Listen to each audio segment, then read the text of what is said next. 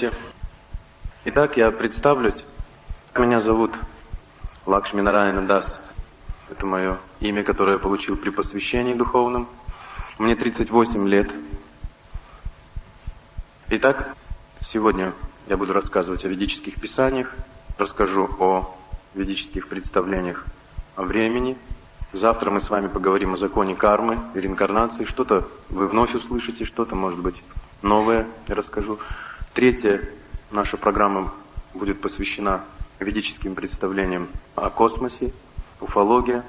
И четвертая программа для тех, кто хочет интересоваться, как это все применять на практике, будет проведено практическое занятие. Итак, я начну. Я хотел бы вас сразу попросить, если это знание идет кому-то вразрез, у кого-то какие-то беспокойства, можно просто это не принимать. Поэтому я бы хотел, чтобы наша программа прошла в такой дружеской атмосфере, спокойной. Я лишь просто буду давать информацию, ту информацию, которая подтверждается ведической литературой. Какая-то часть информации подтверждается уже современными учеными, современной наукой. Какая-то исследуется. Но так или иначе, я постараюсь ничего вам не говорить, что я выдумал сам. Или кто-то выдумал другой.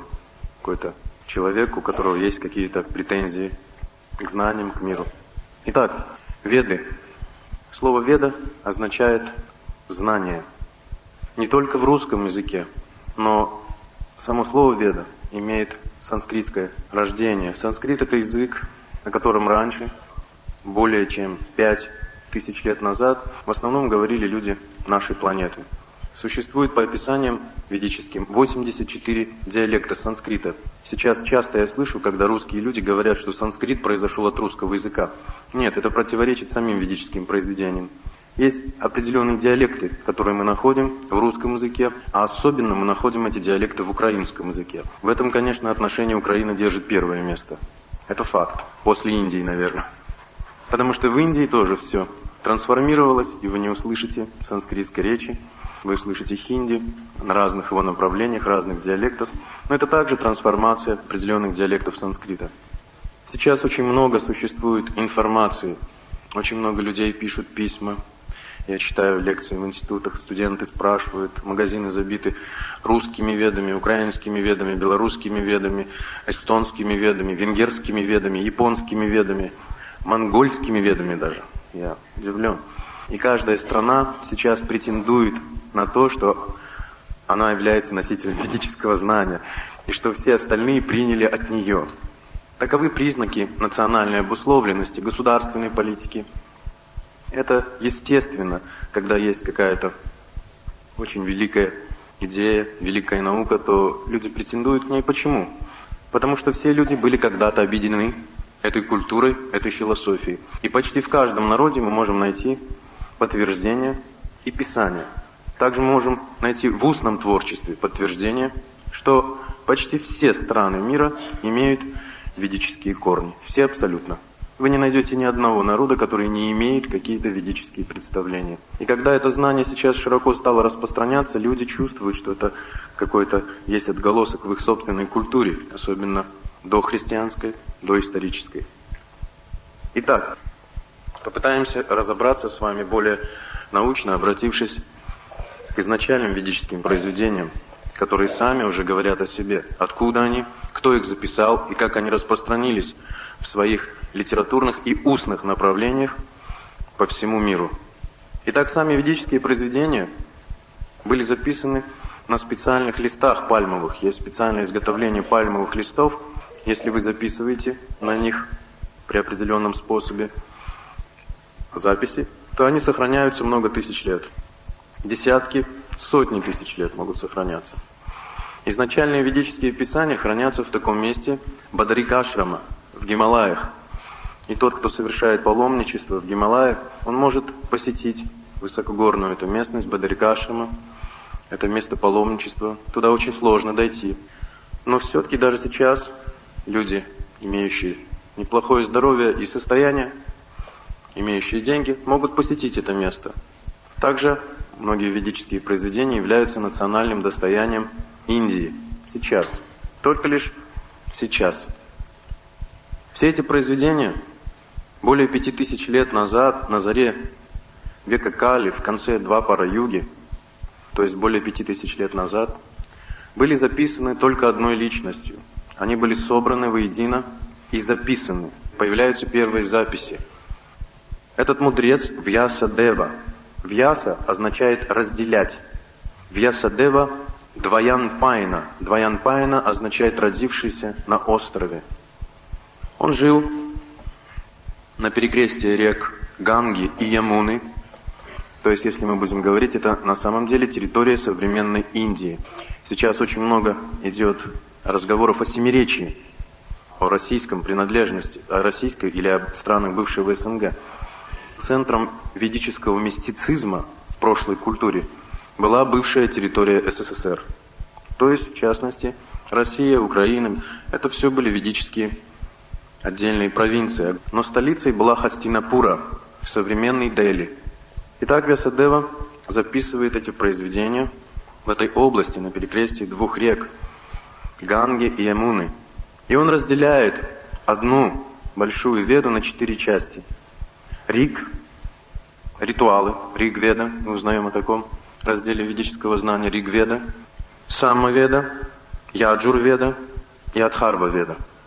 Итак, я вкратце поговорю об этих писаниях, что они из себя представляют. За каждой Ведой был закреплен определенный ученик, который распространял этот раздел ведического знания широко среди цивилизованных людей. В основном среди браманов, это интеллектуального сословия священнослужителей, и кшатриев, правителей. 2 высших сословия общества всегда существуют. Интеллектуалы или священнослужители, ученые люди, и правители, воины, военачальники, руководители, политики. Это считается 2 высших сословия общества. Это происходит всегда в мире. Даже если сейчас мы с вами все вот в этом зале отделимся от общей массы людей, то также произойдет. Появятся 2 высших сословия. Люди, имеющие качество управляющих, умеющие организовывать, которые умеют вдохновлять, ораторы, влиять на людей. И также отделится какая-то интеллектуальная часть людей. Люди ученые или люди, связанные с знанием религиозных принципов. Итак, Вьяса разделил эти веды. Ригведу он поручил Пайла Риши. Риши означает мудрец. Самаведу, Джаямини Риши, Яджурведу, Вашаймпайни Риши и Адхарваведу Ангира Риши. Эти личности являются знатоками и носителями каждой этой отдельной веды. Что же из себя представляют эти произведения в отдельности? Ригведа означает ритуалы. Самая большая из вед содержит 10 522 стиха, или мантр. Если вы помните, я уже рассказывал вам, ман означает ум, трая, освобождение. Определенные звуковые коды и шифры, определенным образом комбинированные, состоящие из санскритских слогов или санскритского алфавита, которые приводят в движение, механически приводят в движение определенные стихии в природе, определенные энергии. А весь мир, вы сами знаете, состоит из энергии и разных ее комбинаций. Итак, эта веда состоит из 10 глав, которые называются мандалы. Прославляют полубогов, таких как Индра, Агни и всех остальных. Очень часто можно услышать в исторических хрониках, допустим, Киевская Русь поклонялась Индре. Дохристианская Русь в Киеве поклонялась Индре. Все жертвоприношения были направлены на удовлетворение Индры. Еще называли Индрика. И также был вид поклонения на территории Руси, то, что мы находим сейчас. Это Велеса или Шива. Также Агни был в почете, очень много волхвов, осталось очень много трудов поклонения Агни. Варуни – это стихия, Агни – это стихия огня, Варуна – это стихия воды. Сомма – Луне или Чандра. Сурья или Ра – это поклонение Солнцу. Мы находим также на этой территории. И в этих произведениях, песни «Птицы Камаюн», «Велесова книга» и так далее, описываются все эти поклонения, которые были даны самым образованным людям этой территории. Эти писания и обучение было произведено самым великим личностям, мудрецам, которые проживали на этих территориях. Итак, 10-я часть Ригведы содержит мистические мантры и сукты, магические заклинания, читая которые люди способны производить магические эффекты. Это знание передавалось только браманам. Только браманам это означает людям высокой нравственности. Почему? Если какого-то человека безнравственного или человека с низкой моралью обучить этой практике, он причинит беспокойство не одной сотни тысяч людей. Тысяч людей. И даже, может быть, миллионам людей причинит беспокойство. Поскольку это очень действенное знание, все эти звуковые вибрации обладают очень большим потенциалом энергетическим. И что даже нечистая личность может воспользоваться этим знанием для своих корыстных целей. Поэтому проходили курсы обучения, выявления признаков, кому можно передать это знание, кому нельзя. Следующий раздел называется «Саммаведа». Это молитвы или пение молитв, правило. Самое маленькое состоит из 1549 стихов. Это гимны для различных церемоний. Излагают, как использовать эти гимны и песни в различных ритуалах и церемониях. Следующее. Яджур-веда. Яджур означает жертвоприношение, но не жертвоприношение какого-то живого существа, а в основном было связано с огненными жертвоприношениями. Я уже рассказывал, как эти священники возливали топленое масло в огонь при определенных правилах, определенной технике. И в топленом масле содержится самый большой, скрытый, тонкий очистительный огонь. Из всех продуктов самый сильный, тонкий очистительный огонь находится в топленом масле. Он назывался на санскрите гхи. Итак, Яджур-веда является руководством для священников по проведению жертвоприношений. Содержит описание ритуалов и указания для священников о правилах проведения жертвоприношений, описывая различные формулы и процедуры. И четвертое называется Адхарва-веда. Адхарва означает священнослужитель, или то, что мы называем, если кто-то знает, индуизм, брамана, или то, что мы знаем дохристианско, это волхвы или священнослужитель. Адхарва-веда состоит из 6000 стихов наставлений и мудрости. Правила произношения мантр для создания мистического эффекта. Тоже очень важная наука, поскольку люди очень часто произносят какие-то молитвы, но не могут понять, почему они не работают. Даже в христианстве, в мусульманстве, в буддизме. В одних случаях требуется искренность, а в одних случаях требуется техника. Не надо никакой искренности, нужна техника. Мастерство произношения этих звуков. Когда живое существо устремляется к материальным приобретениям, важна техника. Когда живое существо устремляется к духовным сферам, не интересуется материальными результатами своей практики, тогда нужна чистота сердца и искренность. Вот в этом разница. Но когда человек преследует материальные желания, нужна техника. Он должен обучиться искусству произношению звуков, правильной комбинации, как правильно петь мантры. Это очень сложная наука. Даже звук «ом» очень сложно произнести. Люди в современном мире очень часто «ом» говорят, «ом», разные мантры, «ом мани падмехум», буддийские мантры, повторяют ведические мантры. Но они не знают, что если человек не обучен тонкостям произнесения санскрита, то из его уст ничего не происходит. Ничего абсолютно, вообще не происходит. Итак, в частности, Саммаведа и Адхарва-веда объясняет эти тонкости и детали. Также включает в себя правила поклонения различным планетам и молитвы, помогающие избежать неприятностей, зла, болезней.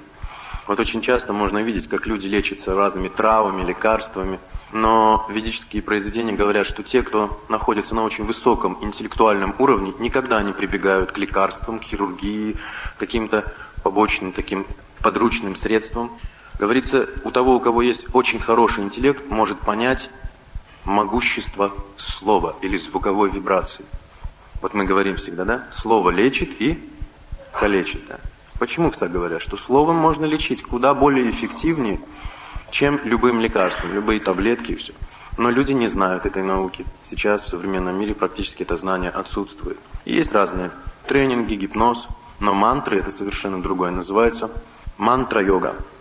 И один из разделов аюрведы объясняет, как произносить звуки определенные. Как можно просто носить одежду определенной комбинации цвета, и у вас излечится почти любое заболевание. Красное как носить синее, какие фазы луны, так далее, без всяких трав, без всевозможных вмешательств. Итак, следующий раздел Адхарва-веды включает мантры «Как одержать победу над врагами». У всех людей есть какие-то недоброжелатели. И Атхарва-веда также огромный раздел несет звуковых вибраций, как защититься от неблагоприятного воздействия тех людей, которые желают нам чего-то очень плохого. Называются всевозможные кавачи. Слово кавача или мантра кавача – это определенные заклинания или мантры, звуковые вибрации, которые покрывают наше тело броней энергетической, как человек как бы в коконе начинает существовать. Может быть, вы читали у Гоголя «Вечера на хуторе близ Диканьки», там этот священник рисовал круг, помните, да? И они не могли, эти живые существа тонкого мира, демоничные живые существа, не могли пробиться. Как будто бы в воздухе было какое-то препятствие, как стекло, да? Помните, да, наверное? Я почему сравниваю? Потому что люди видели это по телевизору, в кино. Вот это называется мантра кавача. То есть определенная комбинация звуков и определенное умонастроение, при котором человек, если он овладел этой техникой, может покрывать себя этой защитной оболочкой. И никогда никто ничего не сможет причинить, даже если человек не обладает достаточной моралью сам. Это как бы технические детали, то есть тут дело техники. Итак, это 4 основных произведения, но есть очень важная деталь. Иногда людям кажется, вот один человек мне говорил, я читал Ригведу и не нашел там того, что вы рассказываете. Он не знает, что каждая веда – это огромное произведение. И в каждую ведическую систему включены брахманы, самхиты, араньяки и упанишады. Это еще определенные разделы, которые объясняют каждую мантру, каждый звук в этих мантрах. И когда человек начинает изучать эти писания, он начинает понимать истинный смысл ведического знания или направления. Риг, допустим, Сама, Яджур или Атхарва-веды. Если вы помните, я уже рассказывал вам, что сейчас очень много изучений, исследований сделано современными учеными. И я перечислю вам вкратце, какие разделы существуют и как это сочетается с современной наукой. Очень быстро, может быть, кто-то уже знает об этом, что-то пополнилось. Итак, протезирование. Я уже рассказывал, есть разделы в Ригведе, которые объясняют моменты, как делать протезы, которые могут исполнять практически 90% функций утраченного органа или конечности. 90%. Это немыслимо. То есть, когда говоришь человеку, он говорит, невозможно, это невозможно. Но 90% возвращается. То есть, глаз может видеть. Глаз может видеть, не просто видеть, а свет или темноту, но может различать формы. Этим глазом можно читать даже. И он полностью искусственный, может быть. Итак, протезирование в Ригведе. Современные ученые не достигли еще. Число хромосом. В 1890 году было открыто. Такое произведение, как Махабхарата, описывает число хромосом. Детально. Соединение мужских и женских хромосом в зиготе. В 20 веке только начинают исследовать это. Толком еще кое-какие движения сделаны. Также Махабхарата и Бхагавата Пурана. Бхагавата Пурана – это Шримад Бхагаватам. Сейчас некоторые песни переведены уже на русский язык. Можете взять, почитать, разобраться. Следующее. У ребенка слышно сердцебиение на 2-м месяце беременности. Робинсон в 1972 году открывает. Куда более детально описывается это в таком ведическом произведении, как Эйтрея Упанишада, и также в Бхагавата Пурана в 3-й песне. Искусственное оплодотворение. Стептоев в 1978 году открывает. Махабхарата описывает разные виды искусственного оплодотворения, не только такие, которых вы читали в газетах или в научной литературе. Увеличение продолжительности жизни при космических путешествиях. Также Бхагавата Пурана описывает всевозможные виды времени, как оно действует. Деление клеток на 3 слоя. Также в Пуранах описывается. Микроорганизмы. Также описываются в Махабхарате. Жизнь в растениях. Вся ведическая традиция. В современном мире Боз в XIX веке открывает это. Изучение природы сна. Еще непонятно. Прашна Упанишада, Йога-сутра Патанджали. Есть разделы, поясняющие все виды снов, как их трактовать, как можно понять, что за сны, что происходит во время сна с организмом. Анализ строения уха, лабиринт Макнали в 1925 году. Ригведа Айтрея Упанишада объясняет более детально. Скорость света, Ригведа, Самбхашья глава называется. В 19 веке только об этом стали говорить ученые. Планеты, которые находятся за Сатурном, 17-19 век. Махабхарата объясняет, что за планеты, как они устроены. Космические путешествия, все ведические произведения, сейчас только на начальной стадии. Сила гравитации, Прашна Упанишада, рассказывает разновидности гравитационных полей, как меняются, при помощи чего. Ультрафиолетовые и инфракрасные спектры, Мундака Упанишада, только в 20 веке открылось. Нашумевшие тахионы, которые передвигаться должны были быстрее света, ученые очень много этот вопрос решали. Мундака Упанишада описывает. Сударшан, такой ученый, в 1968 году этот вопрос поднимает. Ядерное оружие, Махабхарата, наше современное время только появляется сейчас, в 20 столетии. Есть описание 96 видов ядерного оружия. Называется на санскрите брахмастра. Это только ядерного, существует разное. Это Дханур-веда, веда военного искусства. Черные дыры. В 20 веке гипотеза существует только. Черные дыры объясняются в Мундака Упанишаде. Летательные аппараты. Ригведа, Рамаяна, Виманика, Шастра. Сейчас мы знаем, что это современное все. 19-20 столетие. Субатомные частицы. В 20 веке Томас, Резерфорд, Чадвик, Бхагавата Пурана описывает такой параману, субатомную частицу, параману, ту, которую ученые еще до сих пор не открыли. Использование звука для разрушения материальных объектов. Гавро в 1964 году. Махабхарата описывает такой вид оружия ваджра-астра, то есть определенное создание звуковой вибрации, которое может разрушить любой материальный объект любого масштаба, любого объема. Любой материальный объект. Металлический, какой угодно. При определенных звуковых вибрациях. То есть собираются браманы, участвуют иногда раковины. Такие вот морские раковины специальные есть. Одни дуют в раковину, другие произносят звуковые вибрации определенным тембром голоса в определенном психическом состоянии. И производится определенный вид оружия, вибрационного оружия. И круговорот воды в природе. Следующее. Также каждая веда из 4 обладает практическим знанием для людей, чтобы они могли очень хорошо существовать в материальном мире. То есть ведические произведения заботятся не только о духовной жизни людей, но и заботятся обо всех ее материальных сторонах, обо всех абсолютно. Воспитание детей, сексуальные взаимоотношения, работа, живопись, искусство, танцы, пение и так далее, и так далее. Даже вышивание, вязание и так далее. Существует 64 дисциплины, которым обучают в ведических школах или обучали в ведических школах. Итак, Ригведа, ее частью является Упаведа. Упа – это значит входящая внутрь и являющаяся подчиненной частью. Ригведа имеет Аюрведу. Аюрведа относится к разделу Упавед Ригведы и преподносится такой личностью, как Дханвантари. И Аюрведа описывается в 3 категориях. Предназначенная для людей в модусе невежества, как их лечить, поскольку, вы знаете, многие люди не могут следовать определенным правилам, предписаниям, поэтому им лучше что-нибудь отрезать. Да, говорится, хирургия применяется только для невежд. Почему? Потому что если вы даете какой-то им рецепт, другой, там надо чему-то следовать, нужен волевой фактор, сила воли разная, а люди не способны. Поэтому аюрведа хирургию предлагает для людей в невежестве. Для людей в страсти предлагаются всевозможные терапии. То есть то, что мы говорим, всевозможные таблетки, пусть они какого-то фитопроизводства, могут даже химические быть.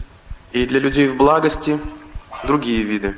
Это дыхательные упражнения, диета. Говорится, любое заболевание можно вылечить искусством диеты. Любое. Любое заболевание. Режимом и искусством подбора продуктов питания для данной индивидуальной категории или комбинации личности. Это тридоша, может быть, кто-то знает. Это аюрведа. Следующее – самоведа. Самоведа внутреннюю имеет веду, которая называется, или упаведу, Гандхарва поведа. Обучает пению, танцам, игры на музыкальных инструментах, музыке вообще. И ее представляет Бхарат Муни, мудрец Бхарат. Он ее описывает, один из учеников, ученика Вьясы. Следующее – Яджурведа, Дханур Упаведа, военное искусство. И она включает в себя знание политики и экономики. Военный человек обязательно должен быть квалифицированным экономистом и должен очень хорошо быть сведущим в политике. Таким образом, воины изучали помимо всего военного арсенала и всего техники, они должны были знать экономику и политику. В частности, в политике был огромный раздел истории. Ее представляет Парашурама Риши, Парашурама Риши. Адхарва Веда. имеет свое внутреннее содержание стхапатья уповеда. Это архитектура, строительство, живопись, скульптурное ваяние. Все, что связано с этим. Итак, каждая из этих вед включает в себя внутренние произведения. Они внутри этих ведических знаний существуют. Поэтому это огромная литература. Я упоминал самхиты, брахманы, араньяки и упанишады. Самхиты – набор всех стихов данной веды, допустим, Риг-веды, или как Самма-веды, или Яджур-веды. Самхиты предназначены для того, чтобы их изучали ученики, то есть студенты, которые обучаются в школах. Брахманы излагают историю и скрытое эзотерическое значение мантр и жертвоприношений. Брахманы излагают истории и эзотерически скрытый смысл значения мантр и жертвоприношений. Люди практически не знают, для чего что делается, даже когда видят. Люди даже в церковь приходят и не знают, почему вот так вот машут, почему вот этим крутят и так далее. То есть что-то эзотерическое. То есть ни в коем случае нельзя, чтобы все знали об этом. Араньяки – это скрытая цель вед, скрытое могущество, то есть скрытая сила данных жертвоприношений. Почему? Потому что если человек не знает о скрытой могущественной силы какого-то ритуала, он может причинить беспокойство окружающим. Поэтому араньяки изучались строго в лесу, на природе, когда нету никого рядом, никаких людей. Учитель и ученик, он ему показывает. Почему? Потому что ученик будет ошибаться. И через эту ошибку он может возникнуть большой взрыв, пожар, может молния ударить и так далее, и так далее. Какие-то проблемы с телом, трансформация начнет происходить прямо на глазах у человека. Может подняться давление, человек может умереть, или может неправильно произнести звуки и убить рядом сидящего учителя. Поэтому это была очень серьезная процедура изучения всех этих. И Упанишады – философское знание стихов и ритуалов, то есть философия, что скрыто философски в этих всех произведениях. Следующее. Также есть такое произведение, которое включает в себе краткое знание всех Упанишад, то есть всей философии, скрытой от глаз человека, который привлекается только технической стороной.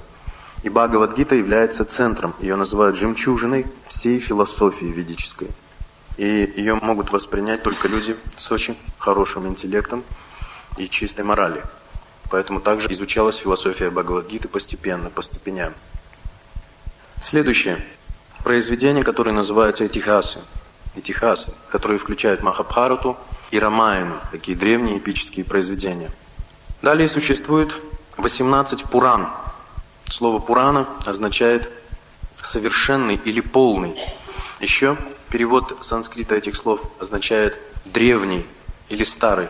18 Пуран, разделенных на 3 секции. Пураны, предназначенные для культуры в невежестве, для ведической культуры, но раздела невежества. В ведической культуре также были невежественные люди. Для них предназначено 6 Пуран. Для тех, кто в страсти, 6 Пуран, и для тех, кто в благости, 6 Пуран. Какие же Пураны? В благости. Центральным местом для культуры в благости ведической и для людей являла Бхагавата Пурана. Ее называют Маха Пурана. Это Шримад Бхагаватам, состоящая из 12 песен. Это такой большой сборник. Сейчас его напечатали, уже заканчивают на русском языке. У нас сейчас есть 6 песен на русском языке. Еще 6 печатаются. Что туда входит? Вишну Пурана, Нарада Пурана и так далее. Я не буду их всех перечислять. Раджа Пурана или Пурана для людей, которые пребывают в страсти, то есть более ниже немножечко находятся. Для них предназначены, если в саттве или в благости Пураны предназначены для поклонения единому Богу, Вишну, поэтому мы знаем слово Всевышний. Вишну означает Всевышний, то есть единый Господь. И люди в благости понимают, что Бог один. Человек только в гуне благости может четко осознавать, что Бог один. Человек в гуне страсти, в его уме, в его сознании присутствует разделение, разнообразие. Поэтому мы говорим «Ваш Бог, наш Бог», «Твой Бог, у меня свой Бог». Это означает, что это природа страсти, то есть нету благости, более низкий уровень интеллекта, более низкое сознание, плохая карма. Мы поговорим об этом. Итак, для этого были предназначены другие Пураны. Они предназначали поклонение Брахме, Брахма Пураны. И одно из имен Брахмы называется Сварга, Сварог. Слышали, да, Сварог, поклонение Сварог? Это санскритское слово Сварга. Это одно из имен Брахмы. И мы можем видеть, что сейчас те ведические произведения, которые есть на этих территориях поклоняются Сварогу, Сварожий круг и все остальное. Это Брахме. Это называется Раджастика Пурана для общества или для людей, которые находятся в страсти, но следуют ведической концепции. И следующее. Тама Пурана или для людей в невежестве. Для них было поклонение и произведения, которые прославляли Господа Шиву. Это Шива Пурана, Линга Пурана, Матья Пурана. Матья Пурана – это история о золотой рыбке, Хираньягарбхе. Пошел старик к синему морю, забросил невод, у него была злая старуха, помните, да? Забросил он невод. Люди не понимают скрытого смысла. Это Пурана, Матья Пурана так объясняет. Это метафорические, зашифрованные санскритские тексты, которые пришли в народ. И он вытянул золотую рыбку. Матья Пурана. История об одной аватаре, Бога. И как живое существо использует свалившееся на него счастье в невежестве. Оно просит от него что? Материальных благ. Оно может получить освобождение. А оно попросило горстку пепла. Корыто. Знаете, как в анекдоте. Шла одна бабушка по лесу и очень искренне сказала. Уронила поленницу, была очень старая. И очень искренне сказала: Бог, если ты есть, пожалуйста, явись. Бог перед ней пришел и говорит: исполни любое твое желание. Она говорит: положи, пожалуйста, поленницу обратно. Это сознание в невежестве. Поэтому Матья Пурана описывает эту метафорическую историю, историю Хираньягарбхи, золотой рыбки, золотой аватары, золотой рыбы. Также там описывается следующая история. Это всем известная история о золотом яичке. Мы находим очень огромный багаж этого фольклора или устного творчества. И никто не знает смысла скрытого. Почему дед бил, бабка била, не разбила, а мышка бежала, хвостиком махнула, яичко упала и разбилась. Не плачь, детка, не плачь, бабка. Снесу я тебе яичко не золотое, а простое. Потому что ты все время почему-то смотришь на золотое яйцо и почему-то все время съесть его хочешь. Не можешь сообразить. Больше ничего не приходит на ум. Итак, все эти произведения предназначены для ведической цивилизации, для ведической культуры, но для сознания, которое погружено в некоторые аспекты невежества. Также далее есть 18 упа-пуран. Это подчиненные, внутренние пураны, которые объясняют также смысл. Если мы не можем понять Пурану, нам нужна упа-пурана, чтобы проникнуть в смысл Пураны, истории, предыстории всевозможные. Описывается в Пуранах какая-то история, и нужно детали знать. И упа-пурана описывает эти детали. Также существуют сутры. Сутра означает афоризмы, то есть краткие ведические комбинации звуков, которые включают в себе в математике. То есть каждая буква, каждый звук в санскрите, в алфавите Деванагари имеет скрытую математическую зашифровку. Вы можете, если вы знаете, посвящены, вы можете любую мантру взять и ее математически вычислить, и увидеть раздел аюрведы, допустим, веды военного искусства, математика будет полностью все это описывать. Вы знаете разные виды оружия, все такое, все такое. Это сутры. Туда включена педагогика, любовные взаимоотношения с нашумевшим произведением в наш век, это Кама-сутра. И почему-то перевели Кама-сутру, предназначенную для невежд. Очень удивительно. Кама-сутра имеет также 3 раздела. Для невежд, для людей в страсти и для людей в благости. И то, что вы видите сейчас в библиотеках или в магазинах, это Кама-сутра предназначена, да еще неправильно переведенная, дополненная интерпретациями каких-то людей. Это Кама-сутра, предназначенная для людей в модусе невежества. И есть Веданта-сутра. И на самом деле простраивается такая удивительная линия, как человека от чувственных наслаждений, от сексуальных проблем, Кама-сутра, возвысить через ведическое знание до Веданта-сутры. Веда означает знание, анта – суть, до сути ведического знания. И Веданта-сутра – это самое центральное произведение, которое изложено в Шримад-Бхагаватам. Вот в этом произведении я показывал, вы можете видеть. Запомните его название – Шримад-Бхагаватам. Итак, мы перейдем с вами к следующей теме. Так, я вкратце вам описал, что такое ведические произведения, как к ним относиться, и почему мы сейчас находим очень много ведической информации, связанной с разными областями мира. Россия претендует на Веды. Сейчас я слышал очень много информации. Украина очень сильно претендует, что все здесь было. Везде все было. Но по сравнению с многими местами, Украина, конечно, немножко чуть-чуть превзошла. Почему? За счет казаков. Казачество сохраняло ведические традиции куда дольше, чем вся территория другая, вот России, допустим. Казаки сохраняли более серьезно эту структуру. Вы знаете, что они на протяжении нескольких столетий не принимали, что? Христианство. не принимали. И Екатерина все-таки их победила. победила. Кошака на санскрите означает воин-священник.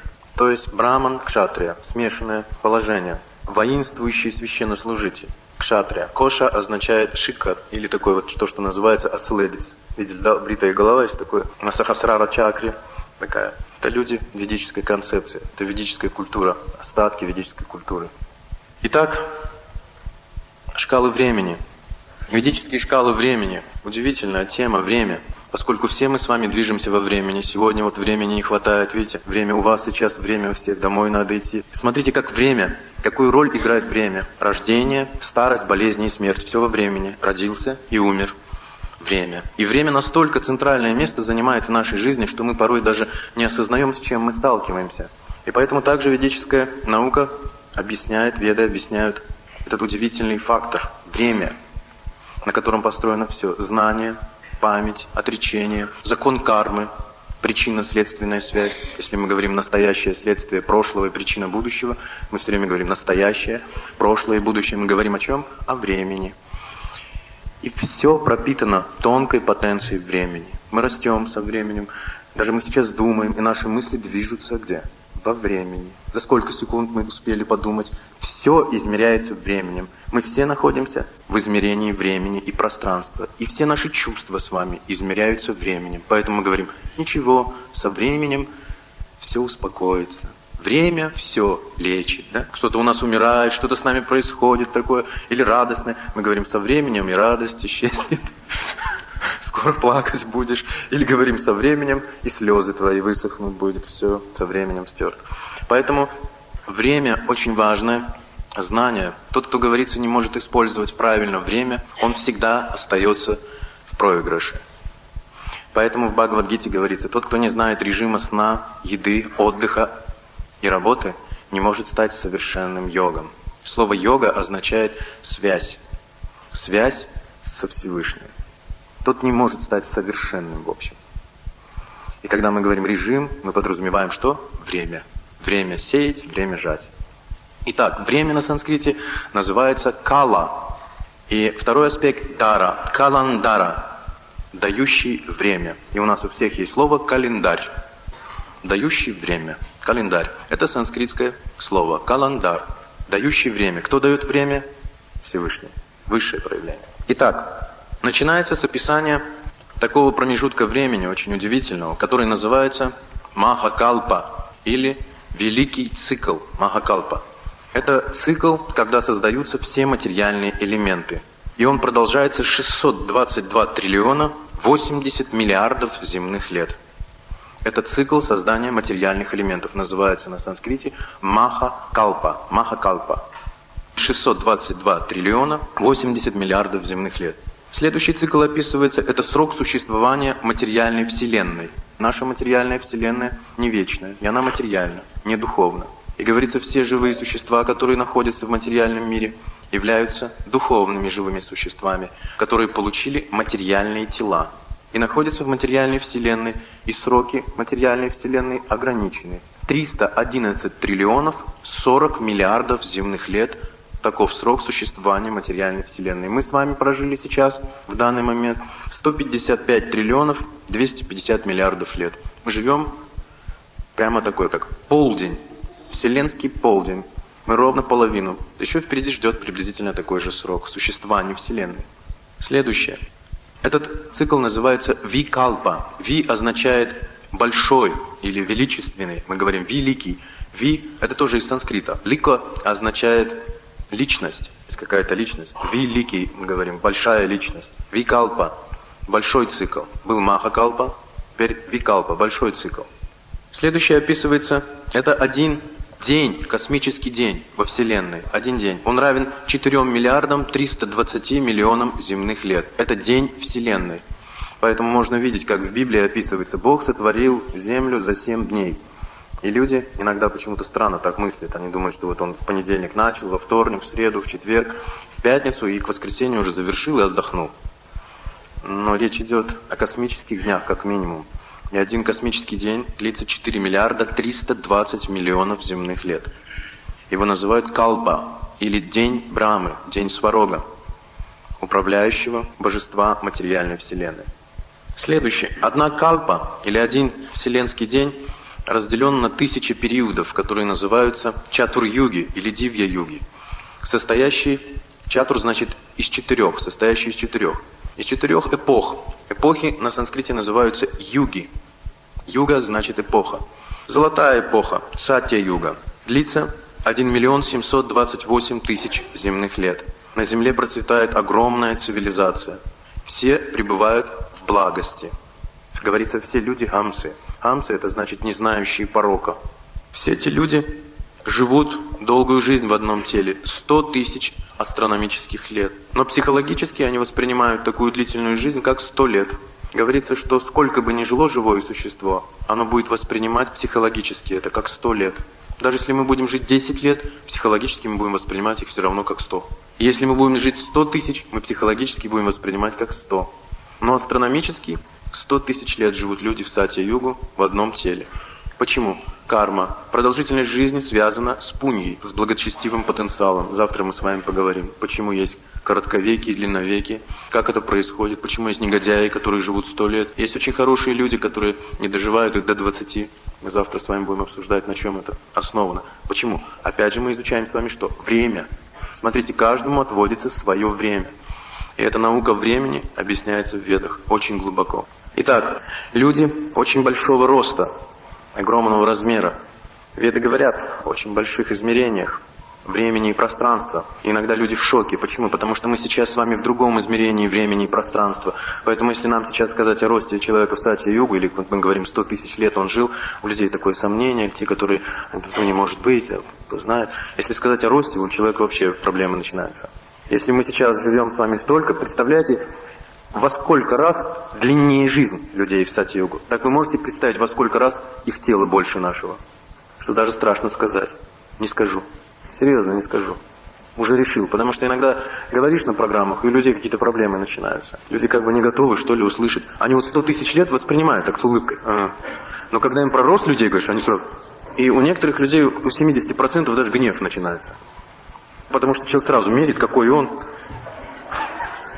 А я же великий. И вдруг этот человек приехал и сделал меня таким маленьким. Я его не люблю. Итак, люди огромного роста. Металл золото. Говорится, никто не пользуется никакими другими металлами, кроме золота. И только драгоценные камни. Драгоценные камни. Не полудрагоценные, а драгоценные. Все до одного. Люди на планете пользуются только металлом золотом и камнями только драгоценными. И это не считается какой-то большой ценностью. Все в обиходе. Говорится, все люди носили, мужчины, золотые шлемы с таким диском сзади. Если у вас сзади золотой диск, то вы можете управлять своей психической энергией, очень хорошо сохранять энергетический потенциал психики, мозга и так далее. Если кто-то здесь есть ученый, они знают, что это все. Даже если вы ложитесь спать, поставьте графин с водой, потом попейте эту воду, и вы увидите, какие у вас перемены будут. Вода также, вы знаете, да, является очень мощным собирателем любой информации, носителем информации. Поэтому мы говорим, как в воду смотрел. Потому что, на самом деле, те люди, которые обладают определенными способностями, вода является самым единственным и самым мощным хранителем любой информации. Это практически телевидение. Еще не такое, как наше, а мощное. Что хочешь, то и можно увидеть. Как переключать каналы, там все. Да, температуру по-разному подогревать, и вы можете видеть разные проявления. Где-то за миллионы километров, где-то во Вселенной, что творится и так далее. Будущее можно узреть, прошлое, настоящее. Это связано с водой. Свет белый, духовная практика, аштанга-йога. Ашта означает 8, анга, ступени, йога, связь. Аштанга-йога означает 8-ступенчатая йога. Может быть, вы слышали, да, что это, я не буду объяснять. Да, то, что иногда называют сат-чакра-йога. То есть раскручивание чакр, постепенно поднимание энергии. Оттуда с нижней чакры поднимается. И яма-не-яма, асана, пранаяма и так далее, и так далее. Мы поговорим, может быть, в эти дни, что это такое. После каждой эпохи наступает процесс разрушения. Называется пралая. Возникает большой потоп. Длительное время дождь. Большие проливные дожди начинаются. И они затапливают всю землю, оставляя маленькие территории, где сохранились люди, имеющие определенный уровень сознания. Все остальные за этот 1 728 000 лет уходят либо на высшие планеты, либо отправляются в духовный мир навсегда. Навсегда и больше уже никогда не рождаются в материальном мире. То есть исполняют свою цель. Те, которые не совсем удачливы были, их всего, говорится, 3% в Сатья-югу, они поднимаются на высшие планеты.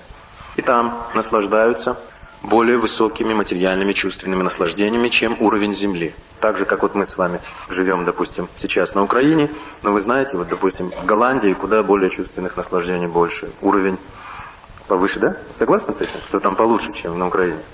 Ну, я имею в виду в материальном отношении. Может, для кого-то похуже. Мы видим, что даже на нашей планете разные страны имеют разный уровень. Это зависит от кармы живых существ.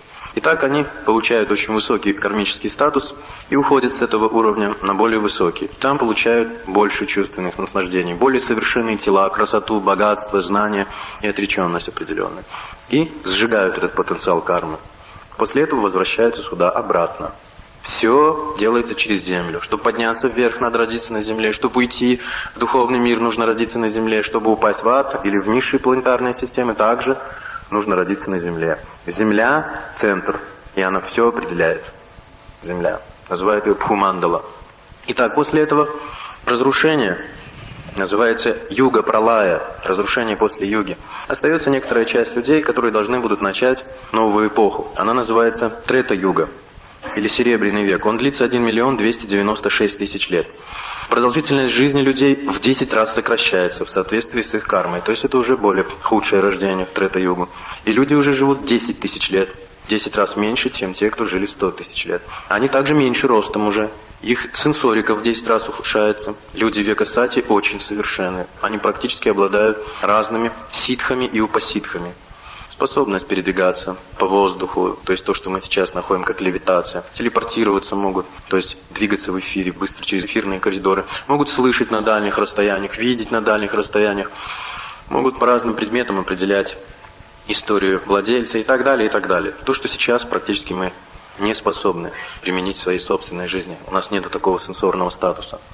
Итак, у тех людей уже сенсорный статус в 10 раз хуже. Они живут 10 000 астрономических лет, но психологически также воспринимают их как 100 лет. Духовная практика Агнихотра-ягья, то есть люди заняты огненными жертвоприношениями. То есть вот о чем я рассказывал, возливание ки в огонь и пение ведических мантр, звуковые вибрации. В век Сати существует только одна мантра, Омкара или Пранава. Все, больше не надо никаких других звуков, чтобы достигнуть в этой аштанга-йоге верха совершенства. Вам не страшно стало? Следующее. Также наступает пралая, и уже в эту эпоху, говорится, 25% населения нашей планеты – грешники. Грешники. Если там всего 3%, то в этой эпохе уже 25% населения уже не следует кое-чему. Ну, в силу времени не хватает, там, ну и так далее. Вы-то понимаете, да? Я понимаю, допустим, их уже. То есть они не следуют уже. Наступает пралая также.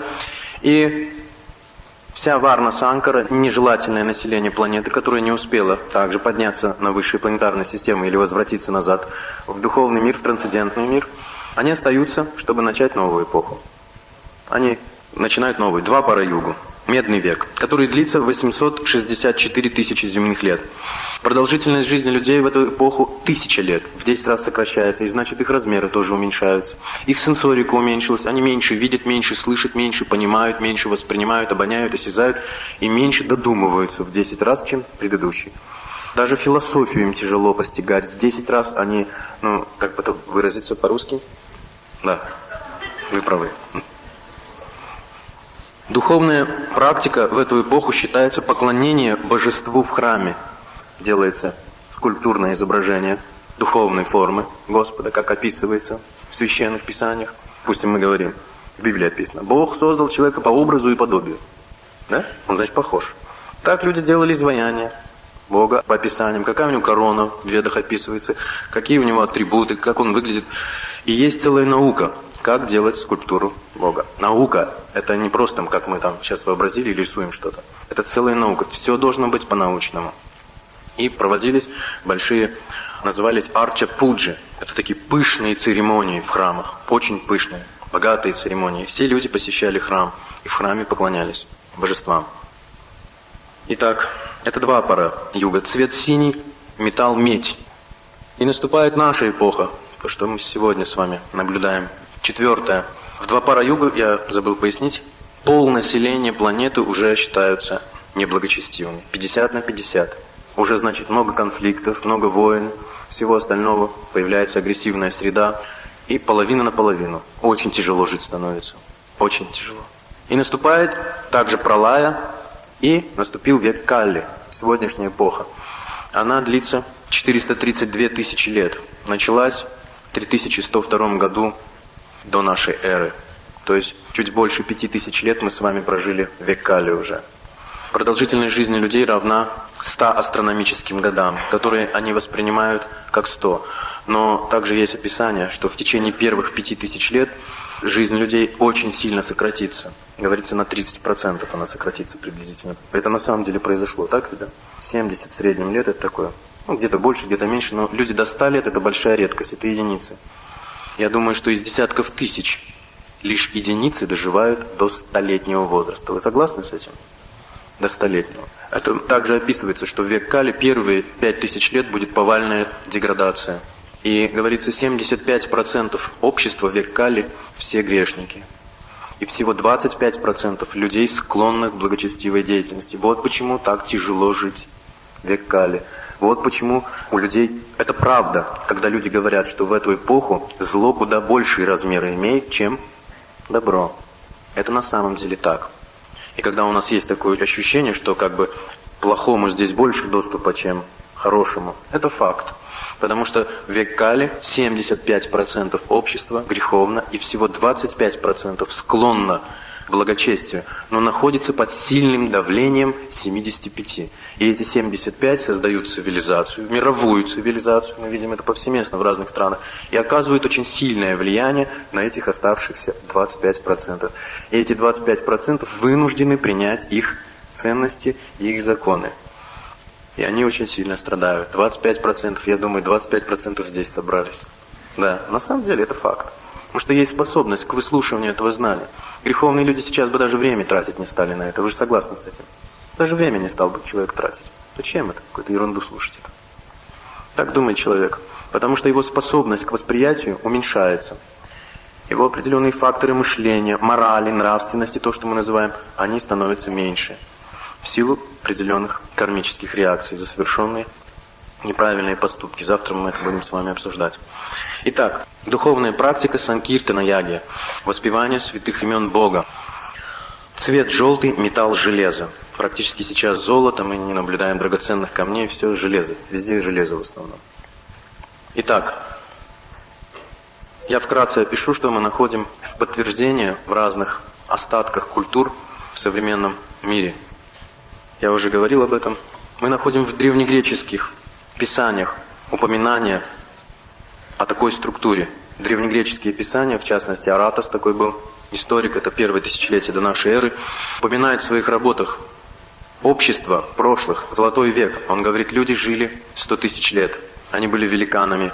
Потом наступил серебряный век, люди стали грешными. Наступил бронзовый век, они стали маленькими и жадными. И он говорит, и наступил, наконец, наш век. Аратос говорит уже об этом.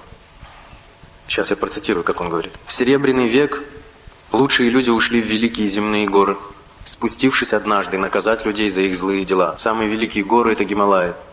Больше нет более великих. И он говорит, все самые лучшие люди разумные ушли в эти великие горы и спустились один раз, чтобы наказать за злые дела. В Бронзовый век покинули эту планету, не ожидая Железного века, так как люди изобрели топор и пали, нарушив важнейший закон Вселенной. Убили корову и в первый раз попробовали ее мясо. Корова го называется на санскрите, говяда. Говяда на санскрите означает теленок. Таким образом они убили и корову, и теленка. Индейцы Сиу описывают также, у них есть писание, которое говорит о такой же ситуации, о мистическом быке Буфало, который каждую эпоху теряет по одной ноге. И каждая нога этого быка Буфало — олицетворение чистоты, аскетизма, милосердия и правдивости. И говорится, что сейчас по их писаниям у быка перебито 3 ноги. и остается одна нога – это правдивость. Если мы откроем с вами Шримад Бхагаватам, вот в частности вот эту песню, то мы узнаем, что на самом деле в Шримад Бхагаватам описывается мистический бык, только его называют дхарма, и каждую эпоху он теряет по одной ноге, то есть то, что теряет общество. Чистота, милосердие, аскетизм и правдивость. И говорится, что в век Кали 3 ноги перебиты, осталась только правдивость. И то, говорится, по отношению к другим. Не к себе, по отношению к другим. Древние скандинавские саги описывают 4 уклада общества. Золотой век, когда все желают удовлетворить того, кто управляет всем.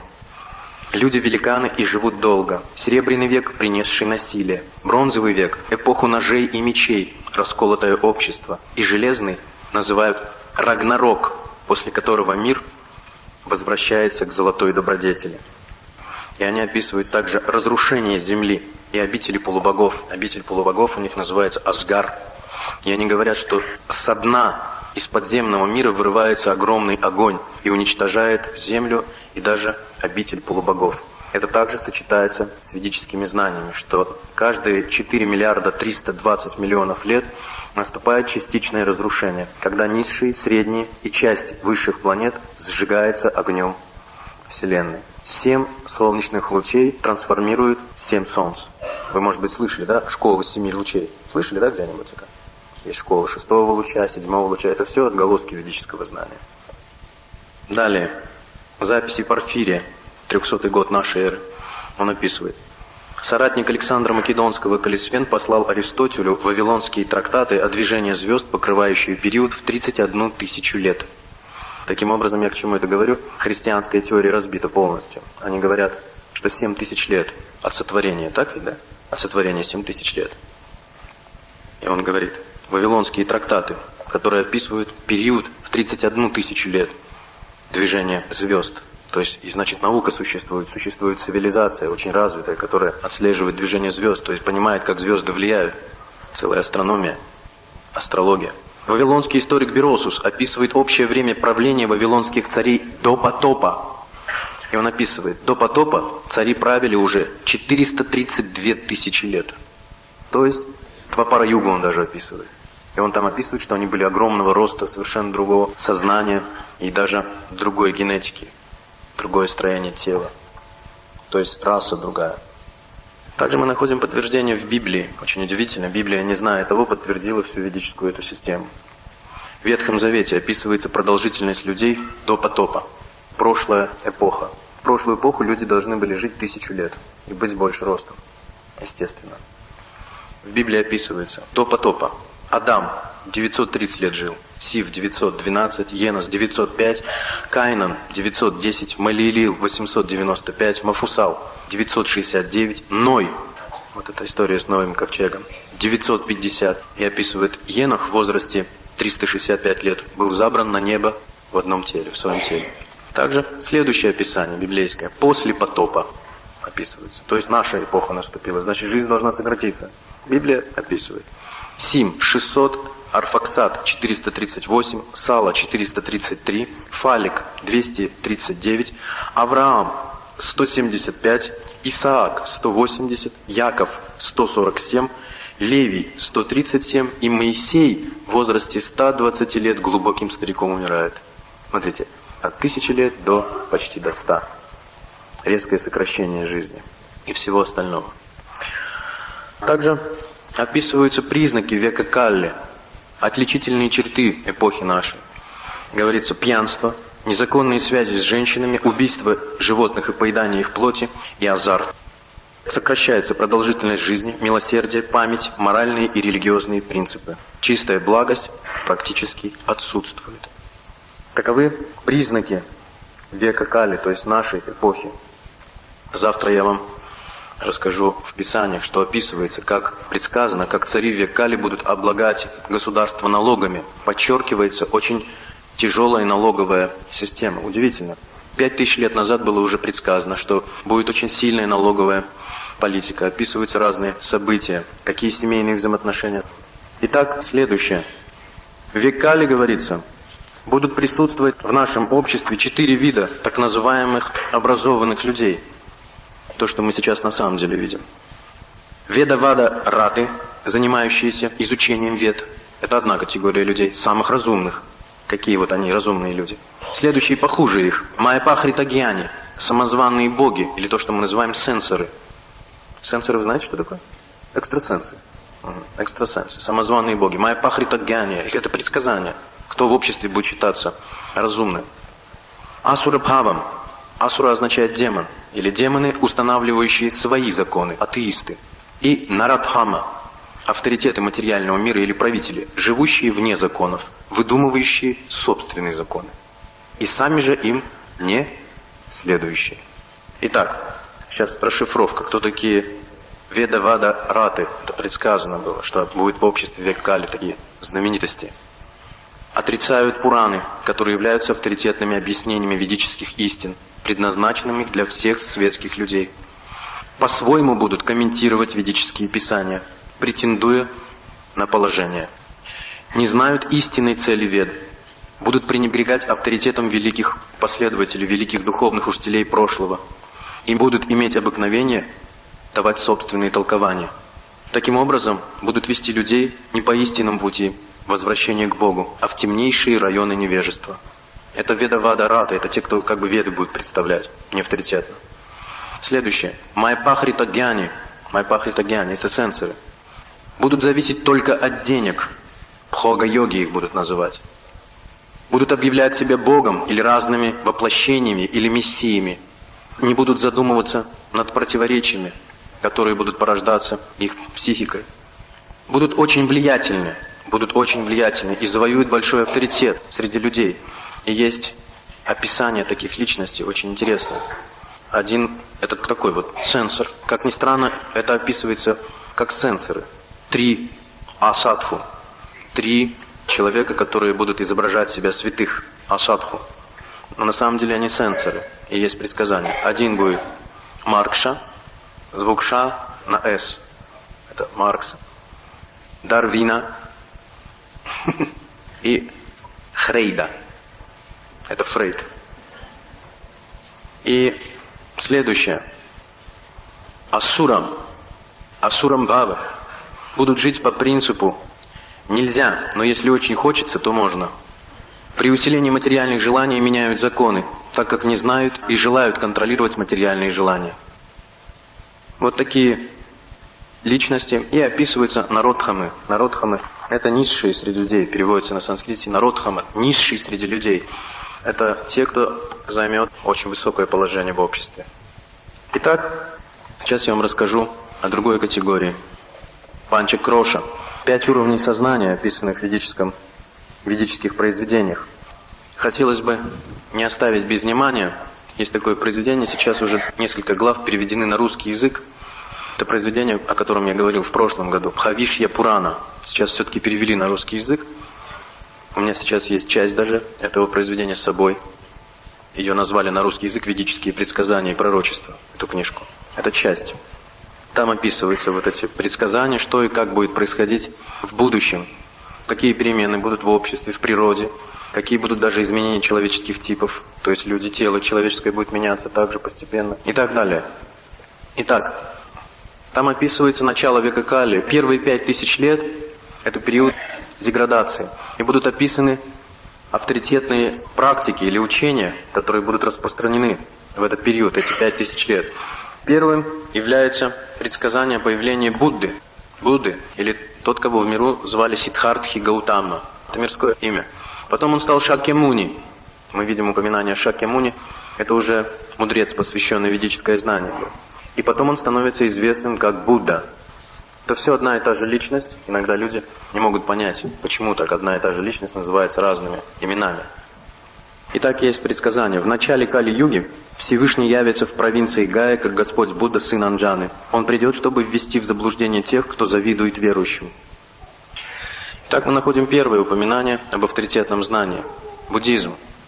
Как практика для тех, кто завидует истинным верующим. То есть не может понимать что-то уже что-то не может принять в силу своего сознания, интеллекта, своих моральных представлений. Для них первое. Описывается, что Господь Будда не родился в Гае, а родился в Лумбине в Непале. И что матерью не была Анджана, а была Махамая, королева Махамая. И ученые отвергли ведическое знание. Современные ученые в институтах сейчас приходится восстанавливать. Почему? Потому что преподаватели некоторые стали посвященными людьми. Когда человек не знает, не посвящен в эти детали, он будет это отвергать. И так говорится, он придет как Будда в провинции Гая. Не говорится, что он придет как Сиддхартха Гаутама в Гае. Гая — это место в Индии. Там находится дерево Бо в Оленьем парке, где Шакьямуни достиг через помощь чакра-йоги, достиг состояния сознания будхи. Это определенный вид йоги. Он достиг прозрения, состояния просветления. Это йогическое состояние. И оно называется будха. Будхи-йога. Будхи-йогам упашритьям отчитах сататам бавам.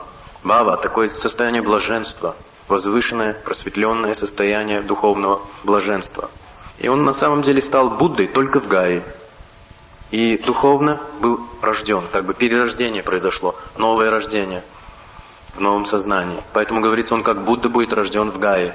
Ученые не знают этого, и они говорят, вот, обманывают веды. А он родился в Лумбине, вот исторические хроники. Но Сиддхартха Гаутама на самом деле родился в Лумбине.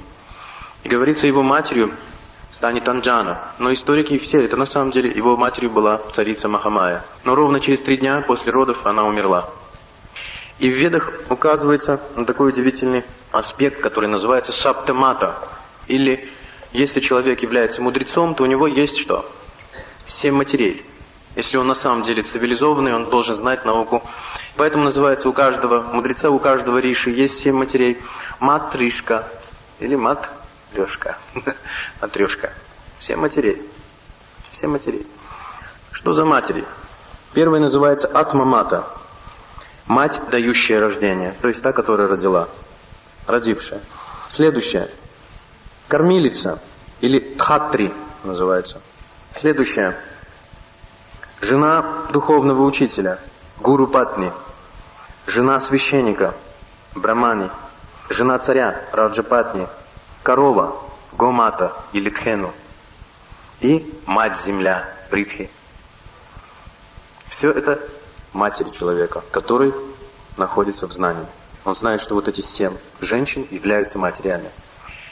И когда Махамая умерла, маленький Сиддхартха был отдан до 29 лет на попечение своей бабушки, которую звали Анджана. И она его выкормила и воспитала.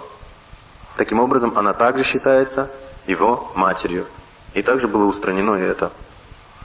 Таким образом, ученые всегда торопятся объявить, что они что-то соображают. Но они не посвящены, они ничего не понимают в этих текстах, ничего не знают. И еще умудряются, что делать? Писать комментарии и забивать институты, университеты, исторические, филологические эти все области и начинают трактовать это по-своему. Они ничего не знают. Сейчас очень много таких товарищей, которые дали себе сами посвящение, которые написали очень много книг и призывают, создают целые общества. Будьте очень осторожны. Будьте внимательны. Вы взрослые, разумные люди, разберитесь сначала во всем. Разберитесь все аккуратно. Следующее предсказание за Буддой. За Буддой идет следующая личность, описанная в Бхавишти-Пуране. Описывается Махарадж или великий царь Шаливахана, который путешествует в Гималаях 2000 лет назад. Один из ведических царей.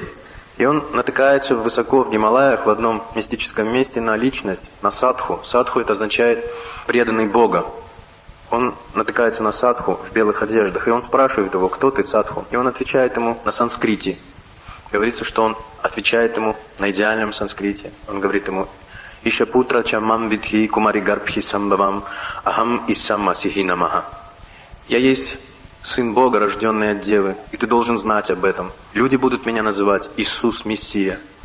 И очень большой раздел в ведических произведениях также, много информации посвящено миссии Иши, или Иша. Иисус, буква «С» вы знаете, да? Допустим, в Евриде нету там Иша, он Иша. Даже еще у Булгакова в «Мастере и Маргарите» он там называет Иша, Ишуа.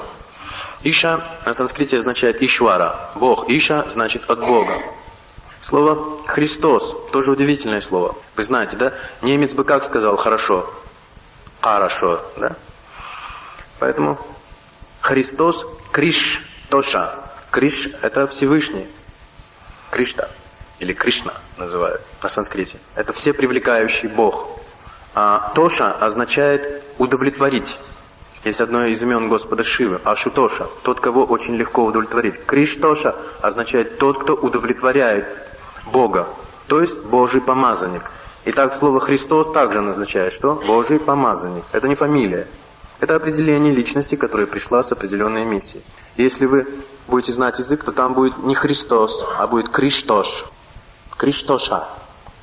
То есть тот, кто пришел от Бога и делает миссию, чтобы удовлетворить Его. Мессия. Также Бхавиштха Пурана описывает, как в 13 лет он уйдет на Бхаратаваршу, то есть то, что мы сегодня называем современной Индией. И очень странно, что многие люди не знают. Я сегодня тоже хотел этот вопрос поднять. Индия – это современное название Бхаратаварши, или Бхараты, или культура ариев. Все здесь вот эти места были арийскими местами. Это арийская культура ведическая называется. Они описаны в этом произведении Махабхарата. Всеми этими землями управлял Бхима, один из 5 пандавов, описанных в Бхагавад-гите, один из братьев пандавов. Бхима, говорится, все цари здесь, которые принадлежали к Чандра-вамши, к лунной династии, они отдали ему своих дочерей, и он зачал в них правителей. И эти правители возглавили Бхима. Также определенные области бывшего СССР принадлежали Сахадеви, поэтому мы знаем Сахалин, Саха, вот там есть Якутия, там всевозможное. Здесь Бхима правил, и все эти цари стали его потомками. Также есть 2 династии. Сурья-вамша – это династия царей Солнца, и династия царей Луны, Чандра-вамша. Поэтому наверняка вы помните в исторических хрониках, допустим, там говорят «Владимир Красное Солнышко». Да? Почему солнышко? Он принадлежит частично к династии Сурья-вамши, к великим кшатриям, великим царям. Это династия. Итак, Индия. Эту страну на Западе еще с античных времен называют этим словом Индия. Но само слово было заимствовано греками у персов, которые в силу своих неспособностей произносить звук «с» называли реку Синху. Синху есть, Синд, знаете, река такая есть, Синд. Называли его Хинду. И все те религии и те люди, которые были за этой рекой, они их назвали Хиндустан. Стан – это санскритское слово, стоянка, место, где это пребывает. Мы знаем, да, станицы здесь на Украине очень много. Откуда это станция? Мы говорим станция. Таджикистан, Казахстан, Узбекистан. Таджика означает перс. И говорится, они у таджиков научились. Греки научились у таджиков. Таджика на санскрите означает перс. Место стоянки персов. Таджикистан, Казахстан, казаки, стан большой. Большая империя, разные нации. И не было национальных предрассудков. Все люди определялись только по качествам. Брамана – это интеллектуал, священник высоких моральных качеств. Кшатрия – качество воина имеющий, умение руководить и так далее. Вайшья – торговец, банкир, бизнесмен. И шудра – рабочий, очень хороший рабочий. Люди никогда не определялись по нациям. Никогда. Только по качествам. Поэтому мы можем видеть такое различие. Итак, это вошло в термин как Индия. И мы сейчас говорим Индия, и даже сами эти арьяны, которые на той территории скрывались от цивилизации Галли, они теперь тоже себя называют как? Индийцы. Индийцы, индусы, индуизм. За эти вот пару тысяч лет все это пришло в такой обиход. Итак, еще я сегодня расскажу вам, и закончу на этом, о 5 уровнях сознания. Панчакроша – это очень важное знание. Я начну с самого низкого и пройду вверх. Итак, самое низкое сознание называется Анна-майя. Ана-майя – это означает майя влияние. Ана – это значит пища. Или психология грудного ребенка еще называют ее. Есть еда – счастье, нет еды – горе. Это сознание, которое определяет все материальным достатком, особенно едой и одеждой, говорится. Едой и одеждой, ахарой. Ахара – это означает еда и что-то на себе носим. Итак, это самый низший уровень сознания. И такому сознанию присуща целая цивилизация и целая наука. Наука в таком сознании, говорится, называется анумана, что означает гипотеза, измышление или теория.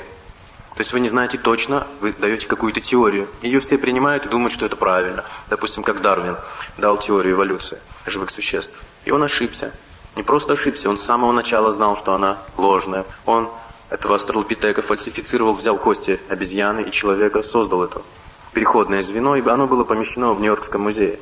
И это было обманом. И он в своем дневнике написал, ну, по крайней мере, примерно так, может быть, должен был выглядеть он. Но везде люди приняли, что он так и выглядел. И все стали думать, что этот австралопитек является переходным звеном обезьяны к человеческому типу. Не было таких переходов и не бывает никогда. Обезьяна – это обезьяна, человек – это человек. Таракан никогда не становится человеком. Просто в силу закона реинкарнации живое существо, в силу закона кармы, переходит из одного тела в другое. Оно может менять тела, но сами тела не трансформируются в разный. Цвет тела может чуть-чуть меняться что-то, но вид не меняется. Сама особь не изменится. Итак, аномая. Это, то есть, цивилизация, определяющаяся так. Есть в магазинах продукты, хорошо живем. Нет продуктов, плохо живем. Есть вещи дешевые, хорошо. Люди обычно так всегда говорят. Я рассказываю. Вот раньше водка была дешевая, око хорошо жили. Колбасы было завались. Это называется аномия. То есть, человек считает, что это есть. Хорошо-плохо. Следующее.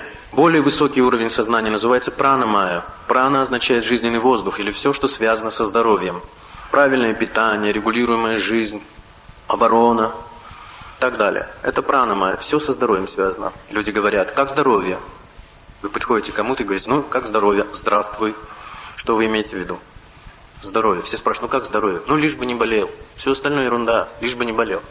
Это человек с сознанием пранамая, чуть выше уровня аномая. Он думает, что здоровьем все определяется. Все здоровье. Поэтому они обливаются там, ну, все такое, дышат, бегают, прыгают, скачут. И венцом пранамая является хатха-йога. Хатха-йога – это венец пранамая, это описывается йога-сунтра Патанджали.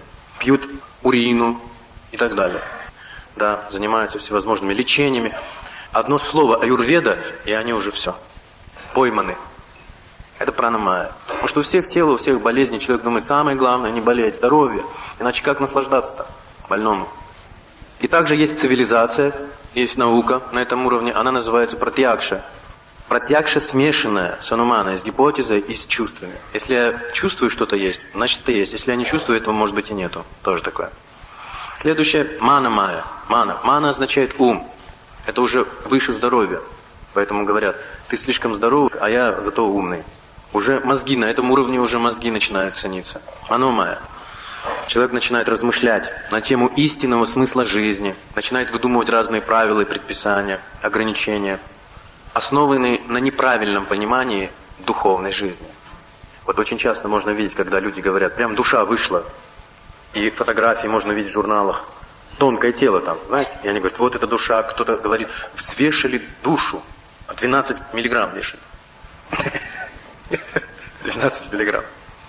То есть они одно за другое принимают. Тонкое тело принимает за душу. Это называется мана-майя.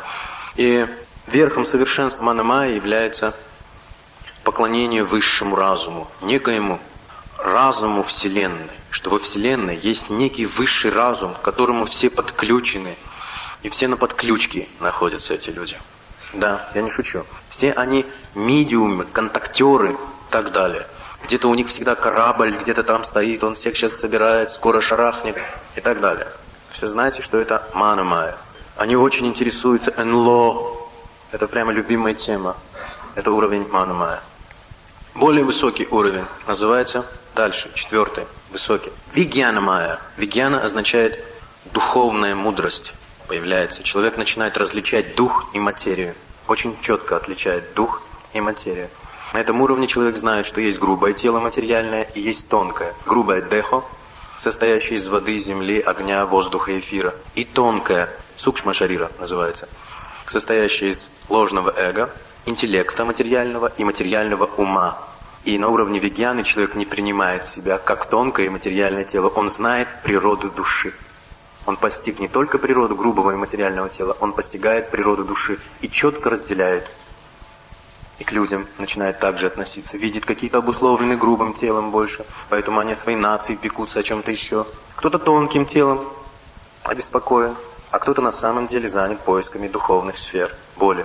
И он старается общаться с теми, кто ищет духовный прогресс, дружит с теми, кто тонко воспринимает, и сторонится тех, кто на грубом уровне. Обычно говорят, хорошо, до свидания. Стараются не общаться даже. Это вигьяна-майя. Духовная практика, строгая, следование ведическим системам йоги, описанные в таких произведениях, как Йога-сутра Патанджали, Бхагавад-гита, Шримад Бхагаватам. И следующий уровень называется Ананда-майя. Ананда – это вечное духовное блаженство. Это то есть человек полностью осознавший себя как душа. И такой человек может даже находиться в материальном мире, но действовать и все воспринимать исключительно духовно, естественно и духовно, полностью. И люди, находясь в разных уровнях сознания, по-разному все воспринимают. Одни действуют ради еды, и используют еду для того, чтобы обогатиться, и сами на еде все построили. Вы сейчас видите, допустим, магазины куда более лучше выглядят, чем все остальные помещения, да? Почти храмы. Да, на самом деле, почти храмы. Почти храмы. Просто красотища. Красотища. Приятно заходить в магазин. Иногда просто люди ходят в магазин отдыхать. Походить там. Красиво одеться и походить там. Что взять, повертеть, положить. И хорошее такое настроение появляется. Это анумая. И люди все измеряют едой. И таким же образом мы должны понять, что понимание и восприятие точно так же соответствуют этим уровням сознания. Я привожу разные примеры, но, может быть, на кассетах слышали, когда я говорил, как человек, допустим, понимает молитву, да? «Дай хлеб насущный». Кто-то думает про хлеб, что это вот... Он даже думает, что какой белый или черный, можно спросить человека. А про какой хлеб там говорится? Про белый, про ржаной или про пшеничный? Я не шучу, многие люди думают, что это связано с едой. Человек уровня прана-майи, он говорит, ну тут же дураку понятно, что какая еда? Это о здоровье речь идет. Хлебом насущим является здоровье. Здоровый образ жизни. Мышцы, мускулы, мозг, чтобы напрягался. Другие думают знания, мана-майя. Третьи думают, что служение Богу, исследование разным заповедям. Это вегьяна, более высокие люди. Они думают, хлебом это является. Поскольку это духовное произведение. Если говорится хлеб насущный, значит речь идет о душе. А для души это служение Богу ежедневно и есть как бы хлебом.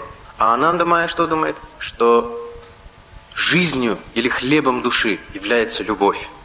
Любовь к Богу и ко всему Его творению, как к духовному, так и к материальному. Таким образом, в соответствии с нашим сознанием, если мы с вами будем соприкасаться с ведической литературой, с какими-то священными писаниями или что-то, мы можем быть сбиты с толку, не поняв, о чем идет речь. Какие произведения о чем говорят. Как вот, допустим, о курочке рябы. Они хотели съесть это золотое яичко. Это какой уровень сознания? Видите, как все? Поесть как-то вот все. А в золотой рыбке там вообще так интересно. Один, второй. А потом хочу быть владычицей морской, и чтобы рыбка была у меня на побегушках. Это сенсоры, да? Все приобрели. И так далее. И люди не знают скрытого смысла, то есть метафорически. Иногда ведические произведения скрывают смысл. От кого? От непосвященных. Почему? Чтобы их не беспокоить. Чтобы не беспокоить невежд. Говорится, мудрые не беспокоят невежд. Мудрый человек не будет беспокоить какой-то истины, потому что у человека возбуждается сознание. Может произойти кондрашка. Некоторые засыпают. Вот вы можете сразу определить, если человек слушает какие-то истины очень высокие, раз и заснул. Это такая защита. Потому что идет информационный перегруз. У человека сознание не готово. Он перегружается, сразу защитная реакция. Сон. Защищается человек. Организм защищается. Другой, наоборот, возбужденный такой. У него вдруг прилив эмоций, он что-то выкрикнуть хочет. Звук на него так действует. А другой вообще так возмущался. И у него, значит, что-то с сердцем там может случиться. Почему я говорю, кондрашка, говорят. Это как самолет, который преодолевает барьер звука, бух, хлопок. Если преодолеть барьер света, большая вспышка, взрыв. Также у нас информационное поле, когда это превышает нашу способность или наш вот, как бы, статус, что-то с нами также происходят определенные проблемы. Поэтому нужно быть осторожными, не беспокоить. Ну, когда люди заснули, это хорошо. Как маленькие, так. Тепло, уютно. У меня голос такой, бу-бу-бу-бу-бу-бу. Так, хорошо. Все белое. Куда белое пятно с усами, бу-бу-бу-бу-бу. И хорошо. Я думаю, все-таки я остановлюсь на этом, и завтра мы продолжим. У кого-то, если есть вопросы, пожалуйста.